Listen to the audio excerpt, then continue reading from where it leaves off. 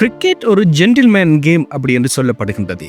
ஆனால் இன்று அந்த கிரிக்கெட் ஒரு போர்க்களமாக மாறி இருக்கின்றது. மக்களே, ஒரு விளையாட்டு வீரரை அவரது திறமைக்காக அணியில் எடுக்க வேண்டும். ஆனால் அவர் சேர்ந்த நாட்டில் நடக்கும் அரசியல் மற்றும் மத கலவரங்களுக்காக அந்த வீரரை அணியிலிருந்து நீக்கினால் அது நியாயமா? அப்படியான ஒரு சம்பவம் தான் தற்பொழுது நடந்து கொண்டிருக்கின்றது.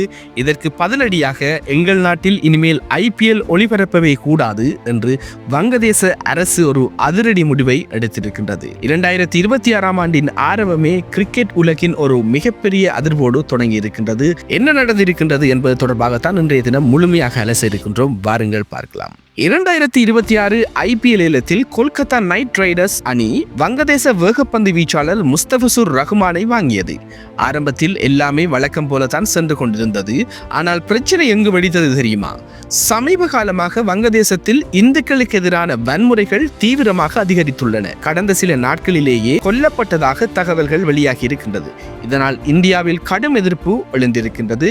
இந்துக்களை தாக்கும் சம்பவங்கள் நடக்கும் நாட்டை சேர்ந்த ஒரு வீரர் இந்தியாவில் வந்து கிரிக்கெட் விளையாட வேண்டுமா என்று பல அமைப்புகள் எதிர்ப்பு தெரிவித்திருக்கின்றன.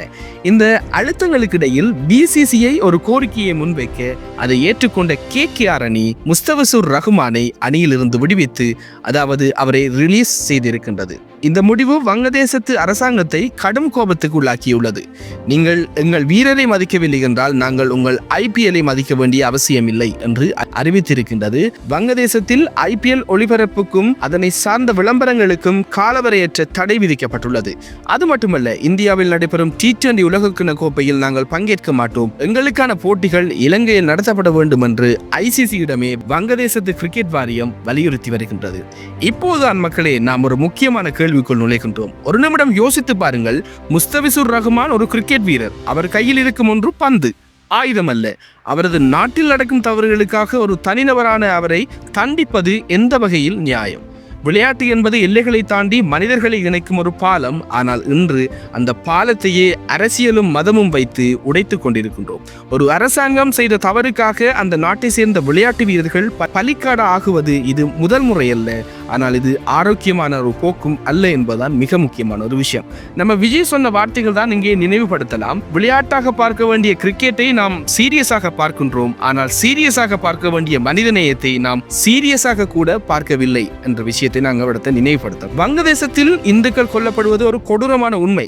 அதற்கு எதிராக குரல் எழுப்புவது அவசியம்தான்.